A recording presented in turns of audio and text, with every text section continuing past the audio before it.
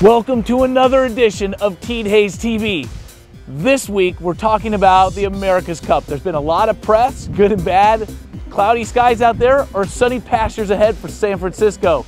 We're going to meet with Mark Farrell, District 2 Supervisor, and Jane Sullivan, America's Cup Communications Director for the Mayor's Office. We're going to find out what is going on and how it's going to affect you real soon. Thanks, Butch. We're here at Crissy Field, the home of the 34th America's Cup here in San Francisco, and brought you here today in front of what's going to be an incredible amphitheater for the races in 2013 to talk to you about some recent developments for the America's Cup. I'm joined today by Jane Sullivan. Tell the viewers just about what's going on and really what's changed in the last week. Well, it's been, as you know, Mark, a really long planning process. We're about 14 months in, and after a lot of work and talk, we decided to consolidate the team bases down at Pier 80.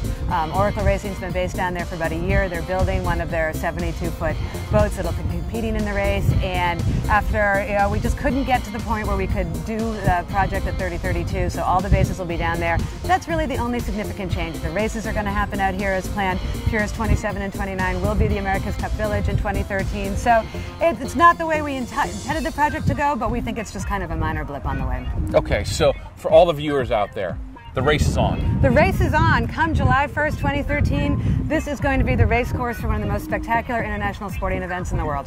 What I understand, the start line is going to be right out in front of us here on Crissy Field. The start line is right behind me here.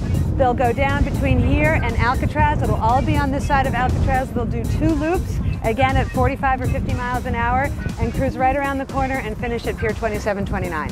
So from this entire northern waterfront, you've got a race course right in front of you.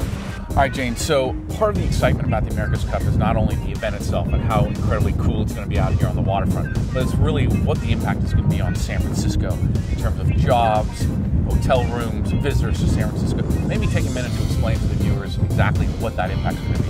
Sure. Well, we did a study right when we started talking about this project that probably about $1 billion in economic impact and more than 8,000 jobs. Some of that will be construction jobs, as we work to shore up the piers, but most of that's going to be in the hospitality and travel and tourism. We estimate that there could be 300,000 to 400,000 people coming here on any given day for these races. What's one of the coolest things that's happened recently with the race? Oh, well, they just announced yesterday NBC Sports is going to broadcast these races live for the first time in almost 20 years.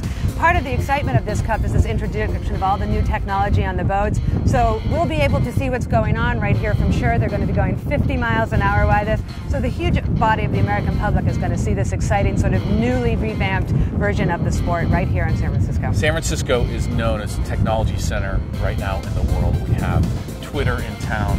Yelp just went public. Technology is going to be a big differentiator for this America's Cup in San Francisco. Maybe talk to us about exactly what that means and what's going to happen. I think it's completely changing the sport. Each of the boats is going to have cameras. The sailors are mic'd. They have their own YouTube channel. You can go and listen to at least what the sailors are saying to each other. And in terms of audience participation, the fellow that created the yellow first down line for football, his name is Stan Honey. He actually has a company down here in Palo Alto. He's created what they call Live Line. It's a whole technology overlay, very similar to what they did for the NFL. You can see the start and finish line. You can see which boat is in front. So it really gives the layperson a great way to understand and experience the race. The plan is to have Jumbotrons showing the race with this technology overlay as you watch the race live. Can you talk about, or do we know already, where these Jumbotrons are going to be throughout San Francisco where people are going to watch it? Yeah, we haven't formally nailed it down, but certainly Civic Center Plaza, maybe Union Square. We're talking about maybe going out into some of the neighborhoods.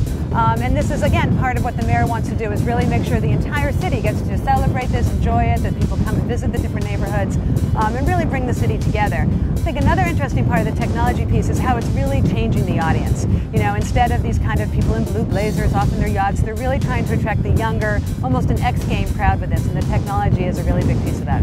It's really going to highlight our city, and quite frankly, in a great time of year, hopefully it's going to look like this every single day out there. Exactly, and one of the reasons that the America's Cup is here is because they're trying to redevelop the brand of the sport, as you mentioned, that it's being seen from land, and they want to associate with our brand.